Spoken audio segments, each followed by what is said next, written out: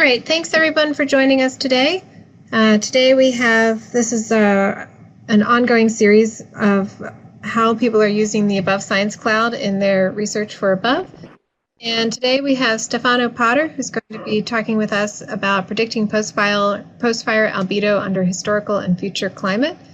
He is a research assistant at the Woods Hole Research Center, and he works with Brendan Rogers, who I think I saw on this call as well, who has two ABoVE projects. Stefano is also listed as a participant in a project that Jennifer Watts has going right now as well. So he's on 3 projects for ABoVE, and he's told me he's done about 99% of the research he's going to present today on the ABoVE Science Cloud, which is exciting to hear. So we'll hear from Stefano. If you have a question, you can type it in the chat or ask it. If you're not talking, please mute your line though, so we don't hear you chit-chatting to someone on the other end. And afterwards, we'll also have a Q&A just with Science Cloud issues you might be having, and we'll do some announcements. So stick around for that too. So with that, I'll turn it over to Stefano, who can go ahead and get started. Thank you. Perfect. You can still hear me all right? Yep, we can still hear you. Okay, perfect. Yeah, again, my name is Stefano Potter. I'm based here at Woods Hole Research Center. As Liz said, I have a variety of projects that I use the ABoVE Science Cloud for. I think I mentioned on the email that was sent out that Liz just said as well that I also have a project looking at kind of a non-stationarity using microwave sensors over interior Alaska. I initially planned on talking about that here, but after putting all the slides together, I don't think I'm going to have time to. So I apologize if you were super jazzed up about learning about that this afternoon. If you do have questions on that, I'm happy to talk about it. Just let me know after. But instead, today I'm going to talk about this project I'm doing, which looks at changes in surface albedo across boreal North America after wildfires. And this is a project that, again, Brendan Rogers is a PI on. So before I get into my actual research, I'm sure some of you are familiar with the importance of fire in these ecosystems, but just in case you're not, I want to describe a little bit about why this issue is important and why we're even researching it in the first place.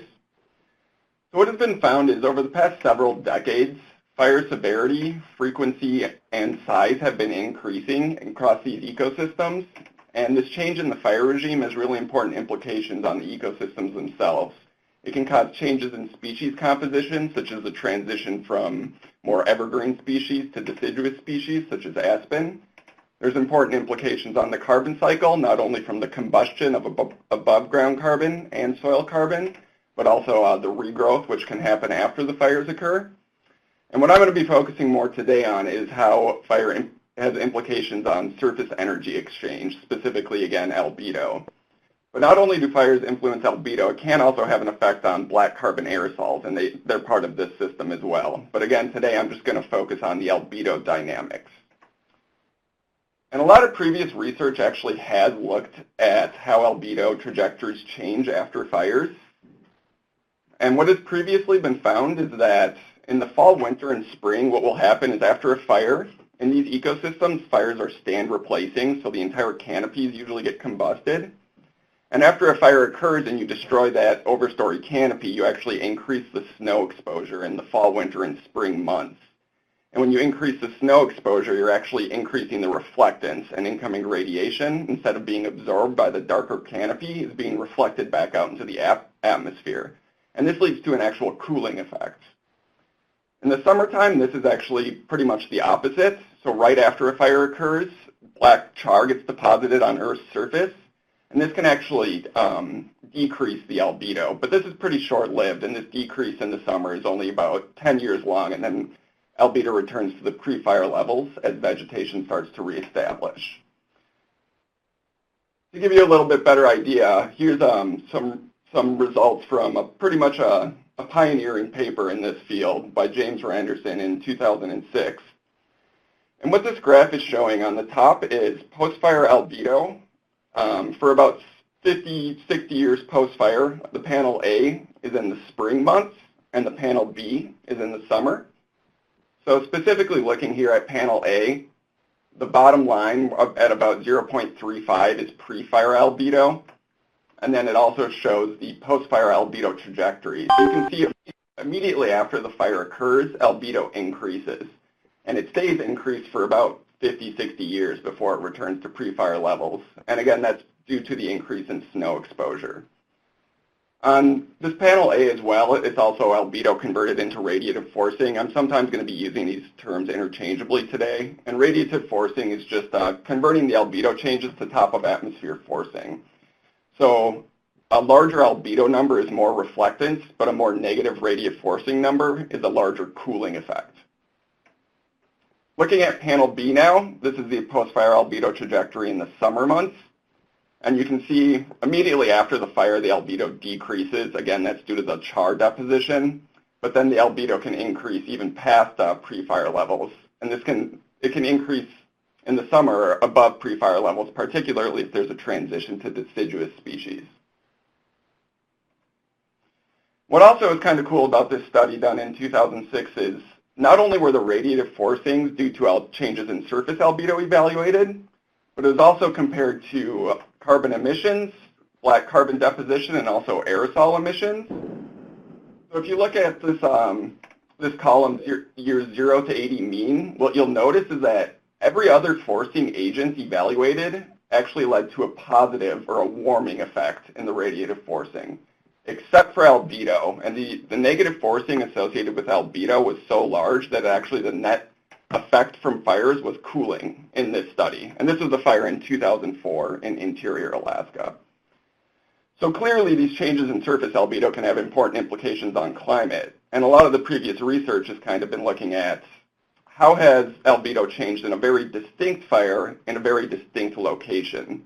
There hasn't been that much previous research that looks at areas across all of North America, or that actually tries to model these post-fire albedo trajectories. So what we thought to do with this research is to build on what people have previously done by actually creating a statistical model to look at these post-fire trajectories, and then also predict, not only under historical climate, how might these changes in surface reflectance change, but under a future climate where we expect it to be warmer and less snow cover, how is this likely to influence albedo? So our research goals, the first one is to identify what are the most influential variables that drive these post-fire albedo dynamics. And is there differences in these variables across different seasons or months in all of North America? Our second goal was to model the long-term trajectories. When I say long-term, I'm talking about we model 70 years post-fire. So model these trajectories as a function of these drivers. The third goal is to assess the spatial variation in albedo trajectories and the spatial variation in the associated radiative forcing. And the last one was to estimate how is albedo-driven radiative forcing going to change under future climate scenarios, specifically the RCP 4.5 and 8.5 scenario. This just gives you a little bit of an overview of the study area. So on the top is the historical burned area based on a Canadian and Alaska long-term fire database. In Canada, these date back to 1917. In Alaska, it's about 1940 to 1950. And then on the bottom is just an example of a blue sky albedo product and what that looks like over the study area in April. And as you can see, the higher latitudes have larger albedo, again, because of the large extent of snow coverage there. So our modeling approach, I mentioned earlier that we sought to statistically model these post-fire albedo trajectories. So to do that, first we needed to know where do the fires occur. And again, this is a database that is publicly available online. There's one for Alaska and one for Canada. And we just took that database and then adjusted it to get it at a MODIS grid or on the MODIS level scale. And then to determine how albedo changes after a fire, we actually created here at Woods Hole Research Center a new blue sky albedo product. And I was actually not here at the center yet when this was created, but this was all done on the ABoVE Science Cloud as well. So even outside of the statistical modeling stuff I've been doing on the Science Cloud, this product itself was created. So what we generally do to get these post-fire trajectories is we use a space for time approach. So for instance, if we record a fire as burning in 1990, and then we get a MODIS observation in 2001, we call that fire to be 11 years post-fire, and then we just keep building these chrono sequences like that using the space for time approach for fires all the way back to 1917. And then we also get a set of predictor variables. So our predictor variables to predict post-fire albedo include soil parameters, and that came from soil grids. We use a variety of climate variables. There's too many to really list here, but those all came from a product called Climate North America. And we got those in two ways. We include climate in the year of the fire to kind of get at fire weather conditions. And then we also use climate as a long-term mean. And our long-term mean represents the mean around 1971 to 2000. We include a permafrost index as well as a ruggedness index, and that came from Gruber 2012. And then we also use a suite of topographic variables such as the wetness index, slope, aspect, things like that. So pretty much all of the work that I did on the Science Cloud came within this slide. So across the study area, we probably have 10 to 15 MODIS tiles. And then for each one of those tiles, we built like CSV files that include the predictor variables as well as the target variables. And across all these 10 to 15 tiles, we did this for every single month. So we're modeling albedo on a monthly time step. So if I would have done this on my local computer, I would have had to do one tile per month at once, and that would have become unfeasible pretty quickly. And to give you a little bit better idea, for any single month, once I combine all of these independent or predictor variables together with the post-fire albedo measurements, a single month can have a file size that's about 50 gigabytes. And because each one of our observations is a single MODIS pixel, in a particular month we can have maybe 34 rows in the CSV file. So with file sizes this big, there was no way I was going to be able to do it on my personal computer. If I wouldn't have had access to the ABoVE Science Cloud, we probably would have had to pay for services such as Google Cloud Platform or the Amazon Web Services or something of that nature. But by doing this on the Science Cloud, I was able to actually run all of this in parallel, and just for each month and for each individual MODIS tile, I could submit my jobs to Slurm that basically took the same Python script but just changed the argument, and then I could run all the tiles and all the months at once. And then after we got all these predictor variables together to start running the statistical models, I also tried a variety of different models, such as boosted regression trees, random forest models, general additive models. And all of these also had to be run on monthly time steps. So by being able to run all 12 months at once through Slurm on the job scheduler, I was really able to speed up this process. So we did try a bunch of statistical models. The random forest model ended up being the most accurate. So pretty much the rest of the slides are going to be about the results we got from this process. But all of the computing work was basically done on this slide, just getting all of the data together and then running different statistical models on that data. So here are some results for our model fits in each of the months for the random forest model. And the model fits were based on, I trained on 80% of our data, and I tested on 20% of the data. So all of these fits show the testing R-squared numbers, and the density plots show the observed versus predicted just in that 20% testing set. And overall, the R-squareds we were really happy with. There can be variation depending on the month, but overall they range usually from 0.7 to 0.95, so the model is pretty stable. So getting to our first research question, we wanted to see if there's any differences in the most influential variables in their predictive power for albedo. And we did run these on all 12 of the months. I'm just picking a couple months here to kind of get at the spring versus summer months. And the reason I do that is most of the, I think I mentioned it earlier, but most of the cooling effect from albedo is due to the spring months. So we wanted to kind of see if there's differences in these different seasons. And there are some differences based on what we have found so far, and that's in the spring months, the permafrost index and temperature are actually much more influential than in July or the summer months. It's really more of the soil properties that are driving the model.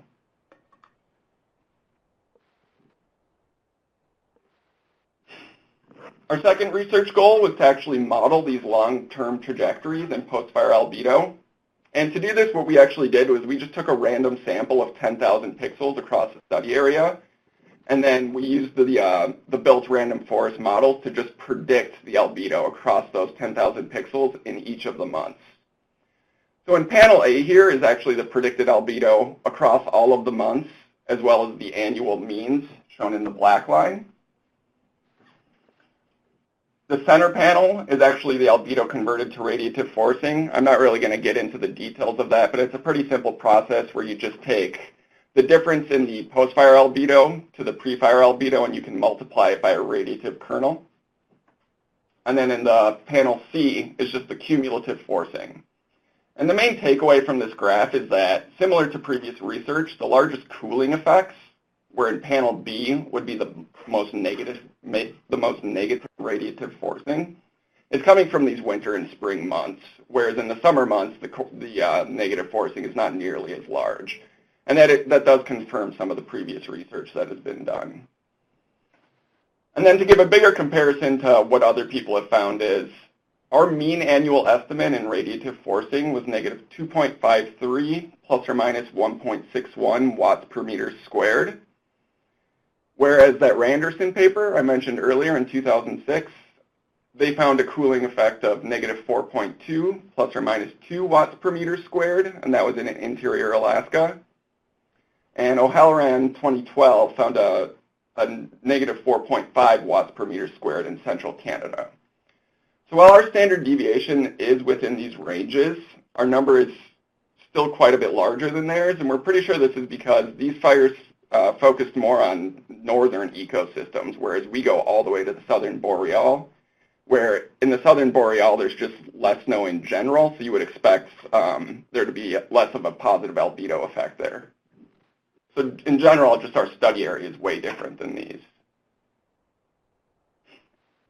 Our third goal was to look at spatial variation in the albedo trajectories as well as radiative forcing. So this top panel here shows for those same 10,000 pixels that we sampled earlier, how is their radiative forcing, or their changes in post-fire albedo changing spatially. And panel A shows that pretty much what you would expect. There's larger albedos in the north and lower albedos in the south, as again, this relates to the snow cover extent. If you look in panel B, is actually the spatial variation in the radiative kernels, and the radiative kernels is how you convert the albedo into radiative forcing. And what you'll notice in panel B is that the gradient is completely flipped in B versus A. So albedo decreases from north to south, but the radiative forcing has a complete opposite trend. And because these have two different opposite trends, when you convert albedo to radiative forcing in panel C, there's really no distinct spatial patterns, at least when you view albedo this way. And what I did here is I just took the individual post-fire albedo measurements on those 10,000 pixels and scaled them up to a 100-kilometer grid. And the main reason we did that is because it can take quite a bit of computing power and time to make these predictions. We do know, though, that in individual fires, there can be considerable variation in these different post-fire albedo measurements. And one of our plans going into the future is to do this on a pixel basis to try and get more at that question of spatial variation, because we know it can change. It's just when you represent it like this, I think some of the signal gets muddled out a little bit. So again, I mentioned earlier that we wanted to compare albedo under historical climate conditions to albedo going into the future. And to do that, we used two different climate scenarios, which was the RCP 4.5 and 8.5 scenarios. And these were provided to us by Climate NA. This is pretty much the only thing I didn't do on the ABoVE Science Cloud, and that was just because Climate NA only comes as a Windows executable program. If I could have done it on the Science Cloud, I would have. We instead had to run like 6 or 7 different computers all at once to download this data, just on Windows computers. So Climate NA, they provide the RCP data. It's actually, they get the data from CMIP5, and they create their own model means based on different ensembles, which is kind of nice. And they provide it at 3 different future time periods, which are centered around 3 different periods. So they provide a mean centered around 2020, 2025, which is a 30-year mean between 2010 and 2039. They provide a second one centered around 2055, and the last one around 2085. So what we did to get annual time steps is we took our historical long-term mean, which was between 1971 and 2000, and we just interpolated the yearly values between that 1985 long-term mean to the 2025, 2055, and 2085, and that way we could get future climate for each year going 70 years into the future. And then we just hypothetically assumed that all fires that burned in 2016 would be modeled out 70 years to 2085. So we used the year of burn values from 2016.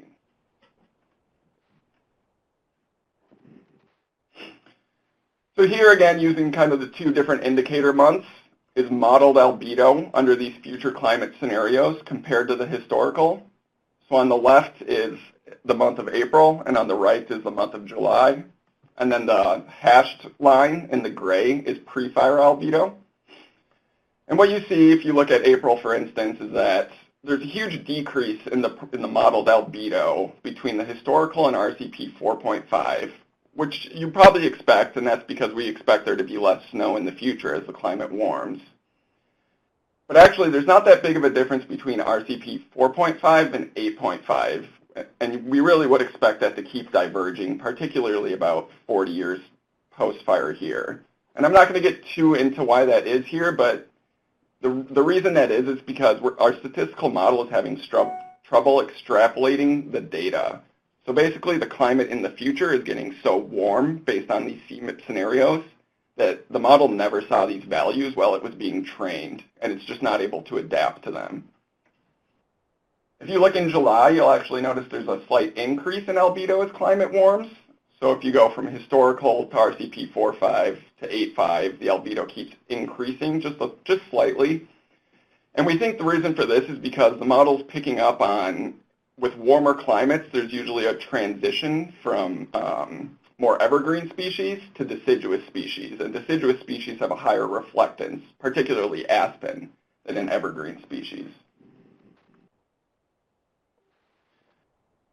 So our last research goal was to look at, again, how albedo-driven radiative forcing may change under the climate scenarios.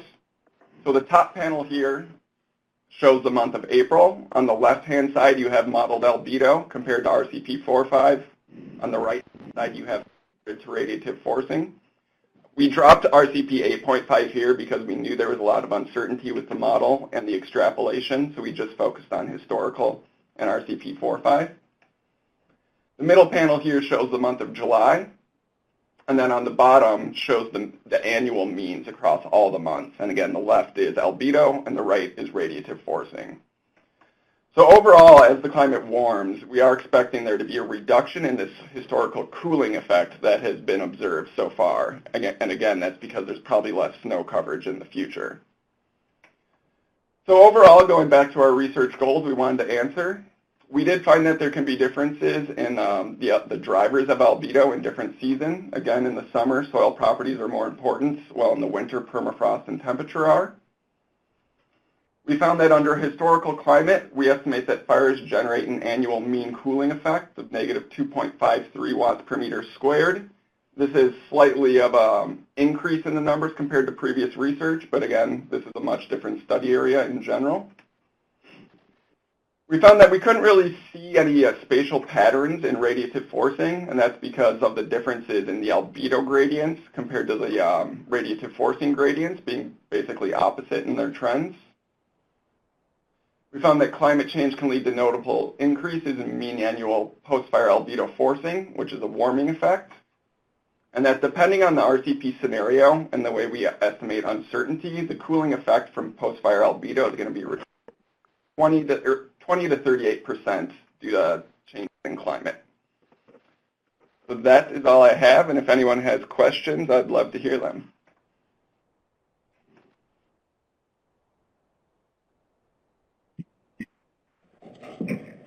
You can chat them in the chat box or just call them out.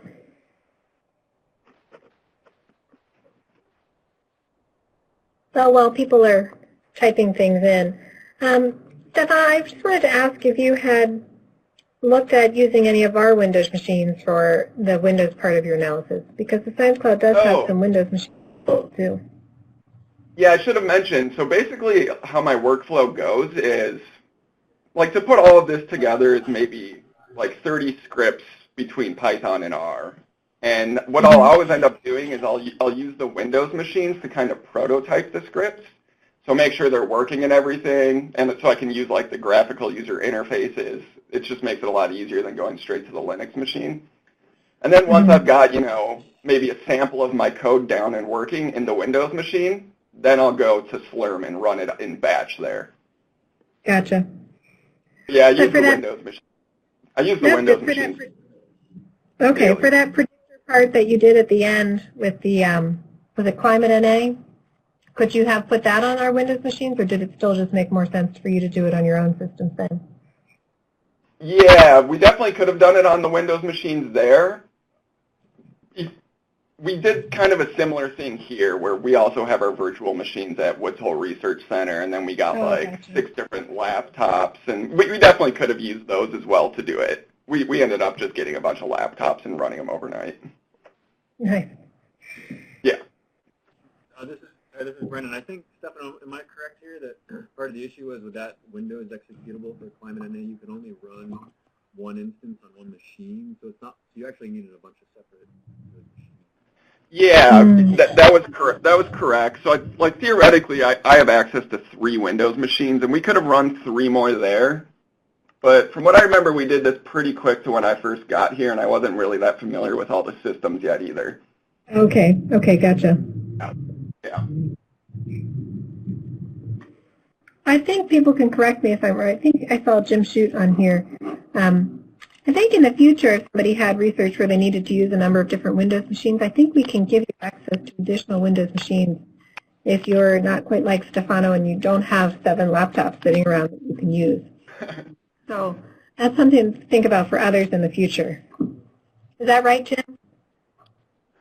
Yeah, I mean, I believe there are 10 altogether. By default, everyone's granted access to 3. Okay. If there's a scenario where somebody does need to scale out to all 10, then you can put in a request, and you'll likely work with Ben Bledsoe to get configured and then come up with a reasonable percent of utilization per machine so that you don't bog it down so that no one else can do work.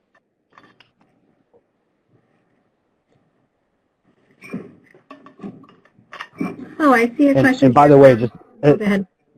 Real quick, Liz, just as a side note, I know when I'm doing anything that does parallel processing on the Windows nodes, I try to stay around a max of 40% parallelization so that I'm not, so that people can continue to work even though my stuff's running. Cool. Well, that's why I like to have these webinars, is because we can learn so much about what one person has done, but then also think about how we can make products and services available for others on the system too. So thank you for presenting, Stefano. I see another question from Matt McAnder, who has said, does the albedo or radiative forcing incorporate cloudiness and hours of daylight? Okay, yeah, so the radiative kernels came from, I believe the paper is Shell 2008. I could definitely send it to you. They come as 2 different types of kernels. One is clear sky and one is cloud. We use the cloud kernels.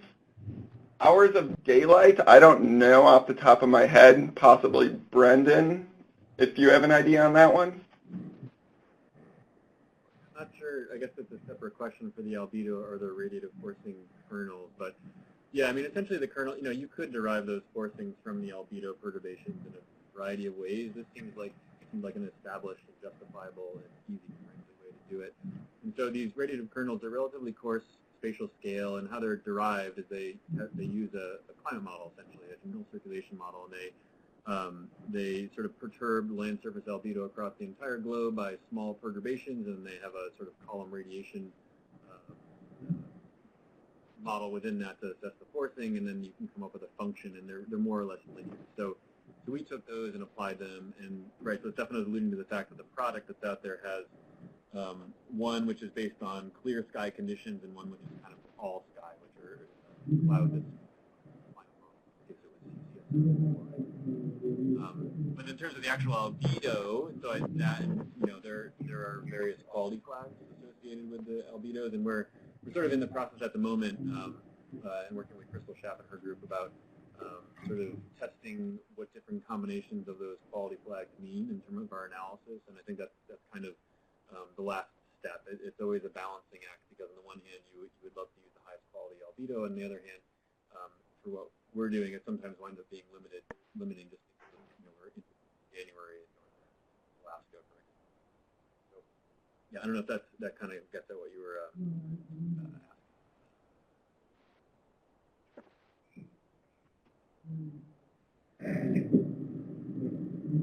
All right, we have a comment from Mark Shopping. Oh, or were you going to say something else? Well, yeah, I just saw the question. So the conclusions do not mention vegetation changes. I guess I'm not 100% sure what you're getting at. We didn't use any vegetation as inputs into the model, and that's just because we had no idea for fires that burned in 1917 what that vegetation was. And I guess maybe it's getting at that slide where I was saying in the summer we saw these slight increases in albedo. We don't know, we didn't measure the actual changes in vegetation composition, so we don't know for sure if that's a transition from evergreen to deciduous. It's just kind of one of our hypotheses. I hope that answered it, yeah.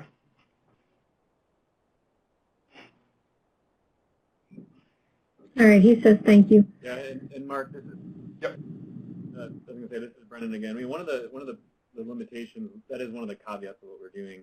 Part of it is in our modeling framework, which is statistical, really, is that we can't really include things that change over the course of succession, right? Because we're looking at fires that happened a long time ago, and we don't know what those conditions were before they burned and right after they burned. And we're trying to predict out into the future, and so our modeling framework, for example, isn't really set up to predict changes in vegetation. So that and a couple other properties, while we know that they're super important and influential patterns, we kind of have to get at an indirect way because we have no way of, we have to sort of have predictors that don't change immediately after a fire, just because we're looking at long-term patterns, right? If we're trying to talk about forcing 10 years after a fire or something, then we could, for example, include those types of predictors within our long-term. But it does does remain a caveat, and I think ultimately is maybe makes what we're doing. Although you could. Brandon, I think you're dropping off a little bit there. Can you get closer to your mic, maybe? Oh, sorry. Did any of that come? Most of it did. I couldn't hear the end of it. I'm not sure what I said, except that it's a caveat.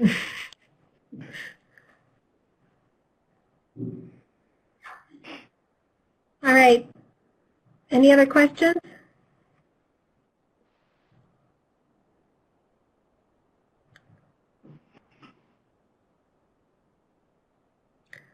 So Mark Shopping says at the Seattle ABoVE science team meeting there was a talk about rapid shrub establishment in burned areas.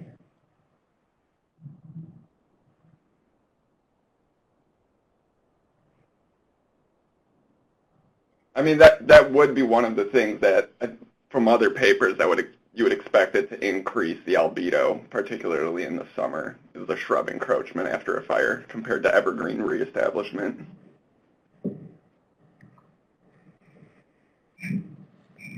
All right, well, this is really interesting. I'm so excited to see you're able to use the Science Cloud and get this work done. And you might have said this, so where do you take this next? Do you have more you're going to use the Science Cloud for to do follow-ons to this? Yeah, definitely. So as Brendan was saying, we're looking into some additional things with this project in particular, which is looking at different quality flag combinations. So that's one thing I'm running right now at this moment even. And then after that, I think we're hoping that will wrap up most of this exact paper and then submit that. But I think the long-term plan is we're also working on some combustion modeling stuff that I'll probably use the Science Cloud for, and then comparing the forcings with a bunch of different different agents. I'm primarily in the combustion and albedo realm, and put those all together to look at across boreal North America. How are all these forcings going to combine now and into the future to change climate? Well, great. Thank you very much. And I don't see any other questions. People can always, if you think of something later, you can email Stefano or email me, and I'll send it to him. Thank you. Yep. I have some other Okay. Thanks. so announcement slides. So let me get those out here.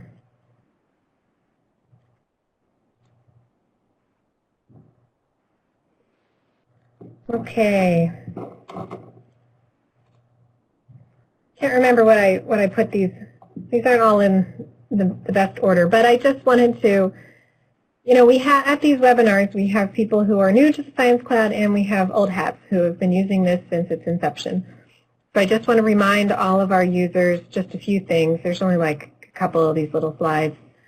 We have an ABoVE website on our side that is maintained by the ABoVE program by my office that talks about the Science Cloud and how to set up your access to the Science Cloud and use it. But then also the NASA Center for Climate Simulation has a website, and they've just recently revamped their website, and you can go and learn about ADAPT there as well. And if you ever have a question, you can also submit a help ticket to support@nccs.nasa.gov, and they are very responsive. Even during the shutdown, they were still working, which was great. So I just wanted to show some new screenshots from their website. So they have a lot of instructional information now about the virtual machine environment, VM access and login. They have some videos there that have been updated recently, and the web link is up at the top. So if you ever get locked out like I do sometimes, you know where to go and get some help. Or you can email them, NCCS, support at NCCS, or you can always talk to me too. I get questions sometimes about using the digital globe imagery on the Science Cloud. So I just wanted to mention most of the digital globe imagery we have on the Science Cloud is level 1B, which is not orthorectified. So if you ever need to do if you ever really need it to be very well georeferenced with the ground, then you're going to want to orthorectify it yourself. And there are some instructions on the NCCS website for how you do that yourself. And I think the next one is about digital globe as well. This is a new thing too, the digital globe data. We have over 3 petabytes of digital globe imagery on the Science Cloud for people to use. And I think next year, the way that contract is getting negotiated, it's likely that new imagery civilian agencies will not be included in that. Just the military agencies will get access to the imagery. So, but we have what we have, and we have 3 petabytes of data, and that archive continues to grow. I know it's not always easy to get to it, but it is there, and if you can't find it, you can send me an email, and I can show you where to get to the imagery. And this is a new thing, which is that if you are using the imagery in a let's see, what do they call it, a publicly accessible material, such as an academic journal, posters and presentations, websites, blogs, social media, any other format with public access, we have to get more or less approval from NGA to publish that imagery. This is kind of newer. There's a form you fill out, and then we send it to NGA. We haven't had to do this much yet, and NASA is still working on what their form is going to look like. I have one from the Polar Geospatial Center that you're currently using, and I can send you that form, which you would send back to me, and then we would submit it. But NASA legal has been taking many months to do this for what NASA's form is going to look like that we would send to NGA. But I can give you a form that you could use and send back to me if you are at a point where you're planning on showing any of this imagery to, in a journal. There's somebody recently who asked me, how do I put this in a journal? And I said, well, we got to fill out this form. I think they're mostly approving these requests. I think it's just they want to be notified if it's going to go out there. You always have to have, even if it's just in a journal where you have a picture of the imagery, but it's not the imagery itself with georeferenced information. You still have to have copyright digital globe on there, next view license and the year. And Mark Chopping is asking, is the science team meeting considered public? Golly, I don't know. Just Mark, send me what you plan on presenting, and I'll find out what we need to do with it. But it should, at least at the bare minimum, you should make sure it says copyright, digital globe, next view license, and the year for something like an internal meeting like the science team meeting is. But then I guess if we put that up on a website afterwards, if we put your presentation up, then we would have to make sure it's to go through that approval process. All right. Nancy asks, can you send out this as a note in an email? The reason I haven't yet is because NASA doesn't have their form finalized, but I will look into seeing what they want us to do about it. I've been hesitant to send anything out because NASA hasn't gotten their forms. But yeah, let me look into seeing what we can send out about it. So just if you're showing a derived product, which is just something where you took the imagery, used it to make a new map, like a land cover map, and then you're sharing the land cover map, you can do whatever you want with that. You don't need to put copyright digital globe on it at all. It'd be nice if you cited digital globe that you used their data to make the product, but you can share that product out as long as it has none of the imagery is still visible. So I can remind everybody on our website too. It's kind of a PowerPoint that shows what some of the rules are when using the imagery, and I can remind people of those too. And then this is just the last slide here. Success stories you'd like to share. You'll find out that if you do these webinars with me long enough, that if you email me with questions about the Science Cloud or how to process something on the Science Cloud, I snag you and I get you to present. So that's how Stefano got roped into presenting today, was he asked me some questions about it, and I said, oh, you're using it. Well, you can tell us about it. So he was nice enough to present. So if you ever have some research that you would like to present, or you're wrapping something up, and it would be great if you could share it with this group and tell us about how you're using the Science Cloud in your research.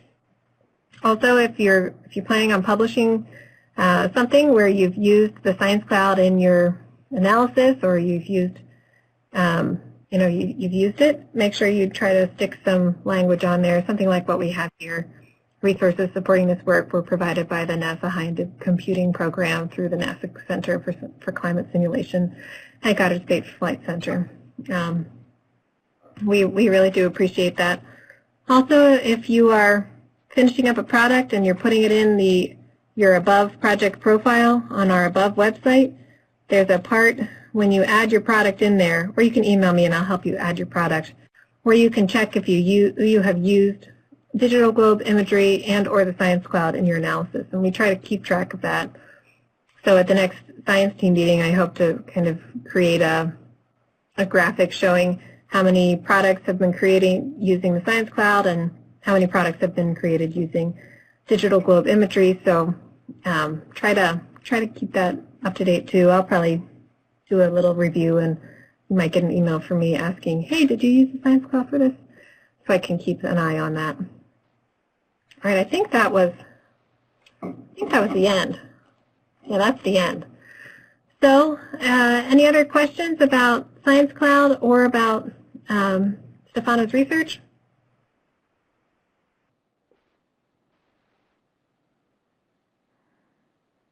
All right, I see Nancy typing in the chat box. Oh, thanks, good stuff. Thank you, Nancy. All right, well, this is recorded, and it will be up on the website as are all of our other Science Cloud webinars. If you ever have a question, you can email me, or you can send an email to support@nccs.nasa.gov. Thanks all for joining us today. Thank you, Stefano, for presenting, and we'll try to get back on our normal schedule and maybe have one of these in March or April. We'll see. All right. So thanks to all, and we'll talk to you later. Thanks. All right. Bye-bye. Bye.